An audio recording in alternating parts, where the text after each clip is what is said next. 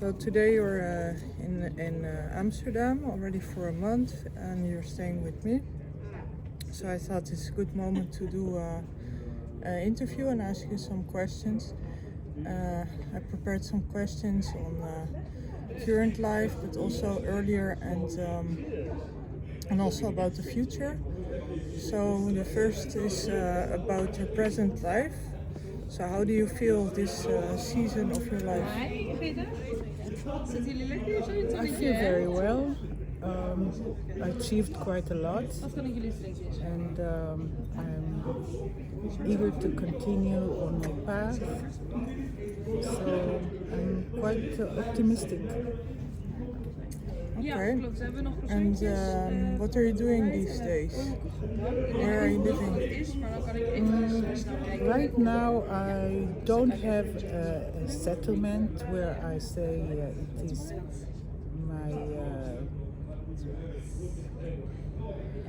my place yet, but I'm working on it to start the community in Norway, in the forest, and with Norwegian people and other nationalities,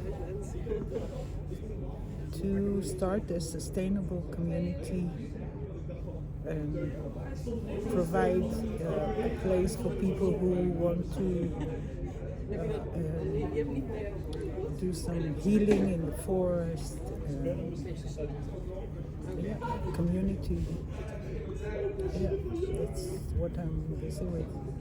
Okay, and when you're in Norway, what brings you peace when you're there? How does a good day look like for you when you're there? Well, I walk many hours in the forest. I pick up berries and mushrooms and just feeling the trees, the environment. That gives me a lot of peace and good state of mind.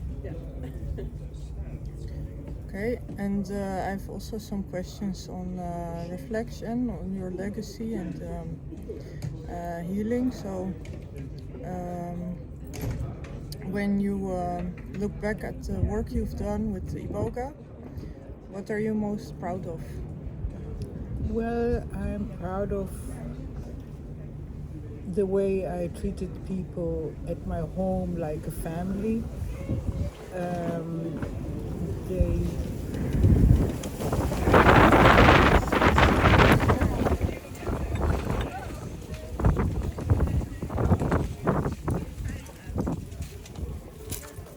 I think the family setting helped them a lot to heal, to feel accepted, to be open about their problems, and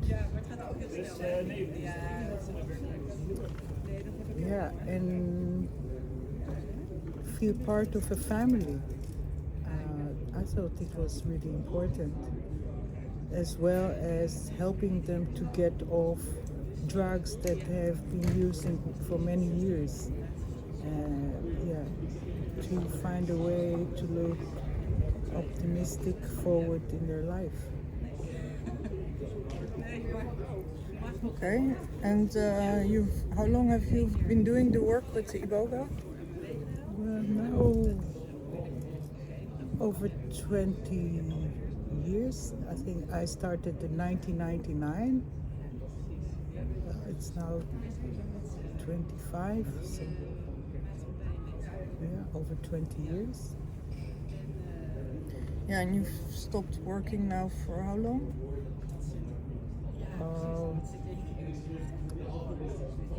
Since 2017. Yeah. And but I still help people realizing which way to go and how to do it, how to go forward in their life when they feel stuck. Yeah. And with all this time, did your understanding of healing change since in these 20 years? Not really. I started because I felt that there is lack of connection to nature, which is giving people a lot of stress, and I thought that is still there. Yeah. So that's why I tried to make a community in the nature. Yeah. And what have been the emotional costs and rewards of guiding others through such a profound experience? Well, the reward is the appreciation of it. People seeing their life change, having family, connecting to their parents again, feeling more in contact with themselves, and having a nice job again, and studying, and feeling that they are part of society in a good way. And the negative part is the stress that is caused by the government, by the police, and that's the stress, the negativity, and that's the stress. That my privacy was taken away from me. The put down, the media, that was not very positive. And then I have some questions about the sacred call to healing. So what first drew you to Iboga, and do you remember the moment that you realized this was more than a medicine?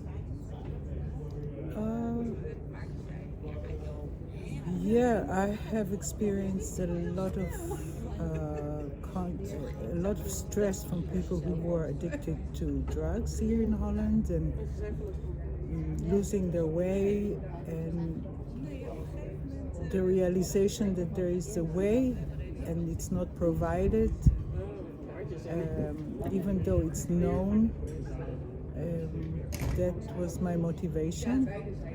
And before I started with Iboga, I used to help a lot of people by listening and by thinking together about how to solve their problem when they found that they have a problem and they want to solve it, and they had someone to share it with.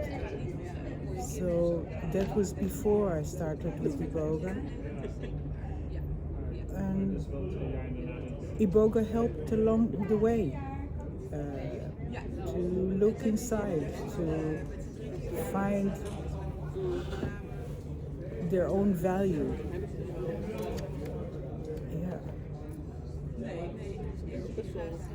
Okay, and with regards to holding space for a transformation, what is it like to witness people to go through such a deep inner transformation with Iboga?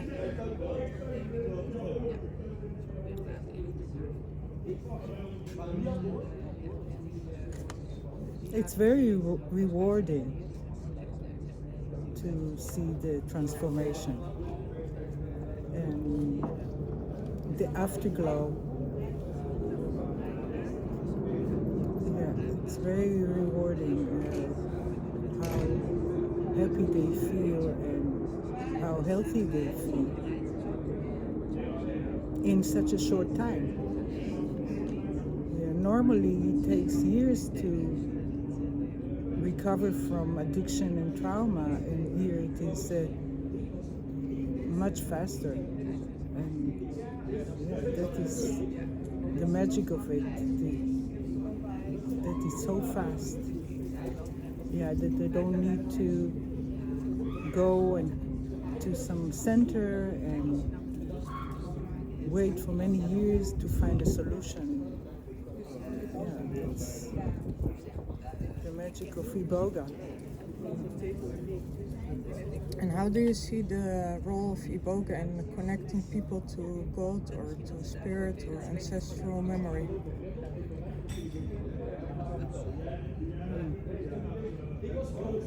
How do I see the connection? How do you see the role of Iboga in creating Iboga. the connection?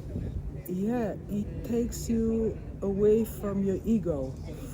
And this is mostly the problem, is the ego of people, how they relate to themselves. So when that falls away, then they see themselves in a new way. They see their spirit, they see their true self without the conditioning of society and the trauma they've been through. They see, like a movie, some insights about themselves from the past. And yeah, I think that's the realization who they truly are. That's what I find very valuable in this realization to connect to spirit. And is this for everybody or not for everybody? Well, it's not for everybody. It depends where you are in your own process, how you are developed. Some people need more and some people need not more than one session to get there. Some people need more than one session. It depends on the life they had and their trauma they had and where they are, their understanding and supporting network they have around themselves. It all depends of the community they have and the conditioning they've been through. And the people who came to you, they came to your house, and you were then a single mother with 5 children. How did this impact the people who came? Yeah, well, that was a good thing because they felt more secure around the family and welcomed. And I think it was really a good experience for most people to be in a family, which they missed because most of the time the problem comes from the family, from a broken connection.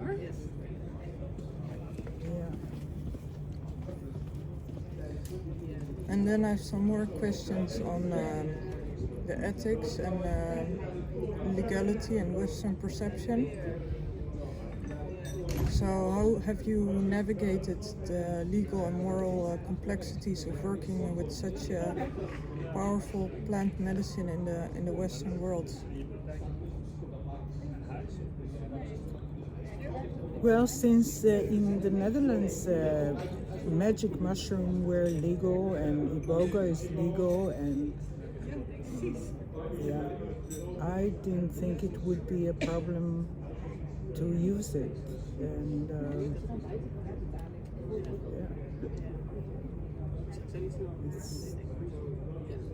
And you think it became a problem because you were too successful? Yes, I'm sure. Yeah, I'm sure it was that. And what would you say to those who see Iboga as dangerous or illegitimate? Well, I would say that there are many dangerous things in life, and alcohol and is much worse. And in the Netherlands, there are many people using many things all the time.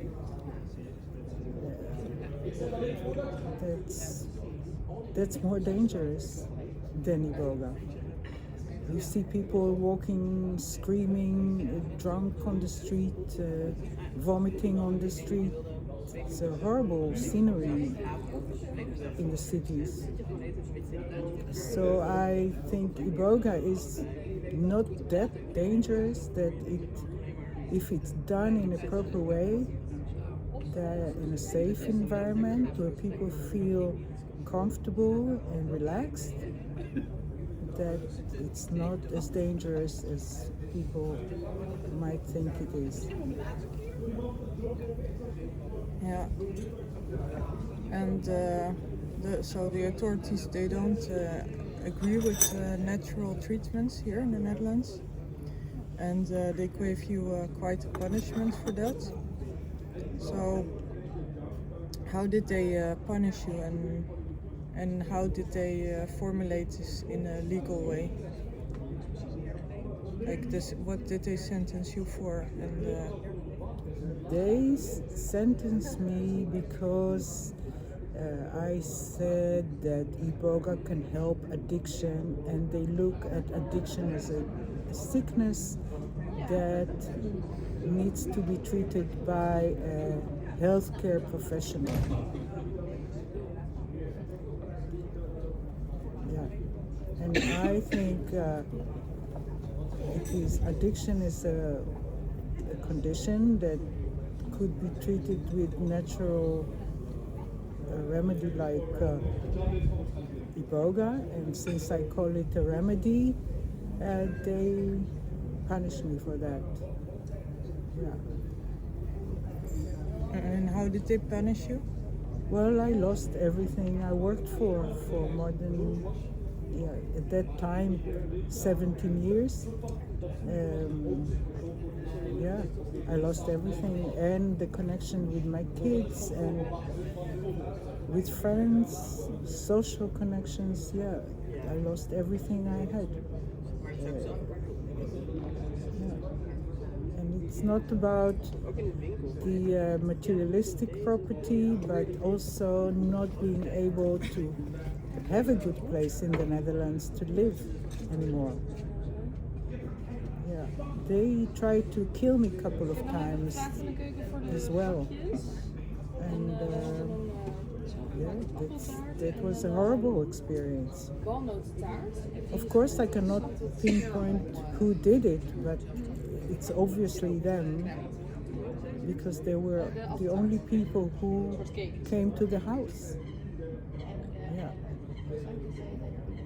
And what was the hardest part of being in prison?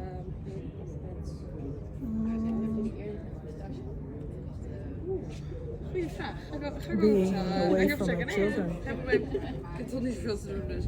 Yeah, and knowing that I could help a lot of people at that time, that's also was really hard. Instead of sitting there and waiting for the door to open, I could help a lot of people like I used to. And that was really hard, especially the contact with my children and my family. Yeah. And did you have also anything positive from your prison experience? Well, at the prison I could help people as well, and a lot of them were in trouble, and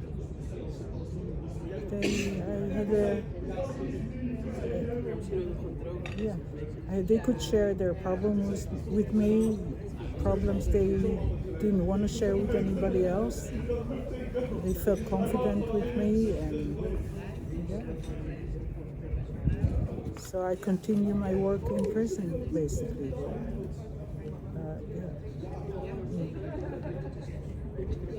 And how long are you out of prison now, and what was the most difficult part from getting out of prison? Yeah, I came out of prison in July 21. Yeah. End of July 21. And the most difficult was that I didn't have anywhere to go to. I had nothing, and everything was taken away. And yeah. And I also didn't want to get help from the people who punished me. I didn't want to get brainwashed, and so I had to do it all my own again. And I think they let you go and then they arrested you again? Yeah, I was visiting someone in Norway, and they sent the Interpol sent the local police to pick me up, and they said to the judge that I need to sit for another 900 days in jail. And I didn't understand why, because I already been in jail, and they let me go.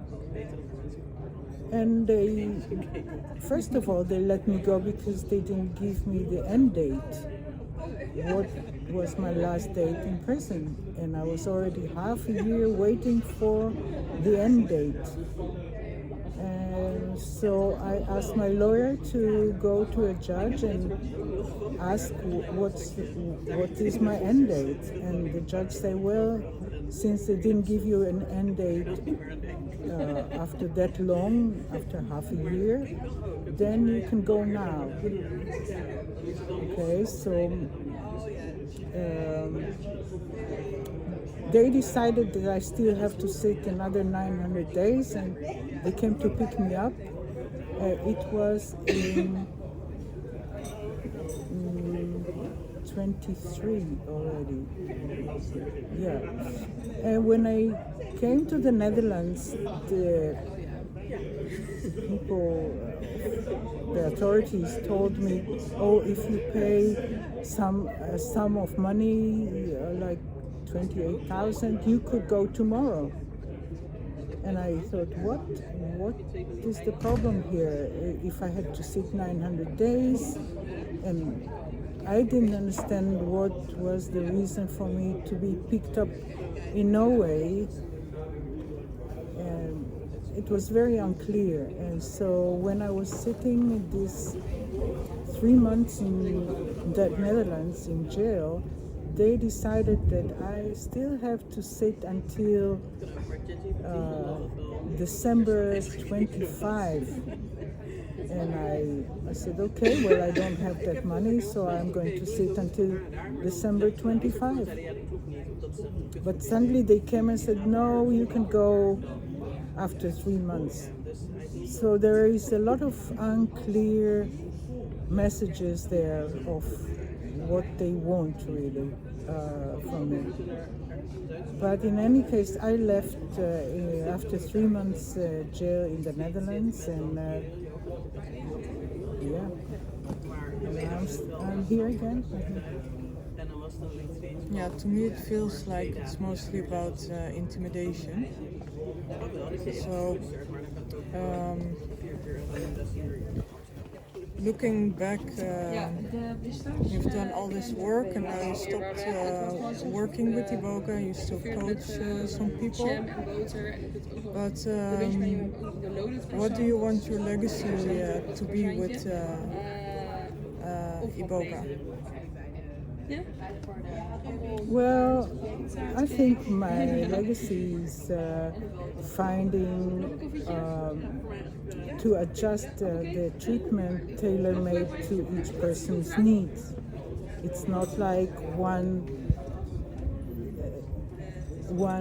dose fits all people, and like people who are needing boosters. That's what I found out. People who need boosters because they've been using methadone for a long time, or Suboxone or Subutex. They need more than one treatment. And yeah, I think explaining that to the people that that would be my legacy. To make them understand it's not a quick fix to your addiction problem. Sometimes you need more than one dose, and sometimes you need boosters after the major treatment. Yeah, and when you look forward for the next few years, you're working now to get a community started in Norway, and you have many ideas. So what if anything would be possible, what would you like to start in Norway, but maybe also in other countries? If everything would be possible, I would continue to work with Iboga in Norway. If it would be, if it would be accepted there. But as well as feeling the community, the network, the nature around it is a very important part of the treatment. So it's not only Iboga, it's more feeling accepted and feeling that I don't need to cheat to be accepted somewhere. I can be myself and be accepted somewhere. I think that's for the person who's coming, who have this tricky life of being a drug addict. I think it's very important. The combination of things. Yeah. And then you've answered now all the questions I prepared. Do you have something you would like to say at last, like how people can support you, because you cannot own anything, the government will take it away from you, or what can people do to support you after all the people you've helped, or anything else you would like to say? Yes, of course, people could donate money to the foundation, and people could come and visit and help build it up and share their ideas and experience of how things worked well for them. And I would love to learn more about people's experiences, what helped them, and how to live in a sustainable society, in a sustainable community. Yeah, I would love to know more and learn more about that. Okay, thank you. So the foundation is not fully set up yet, but I will be also involved. So if anyone wants to help or contact Sara, you can reach out to me. And we will keep you posted. Thank you very much, Daphne. You're welcome.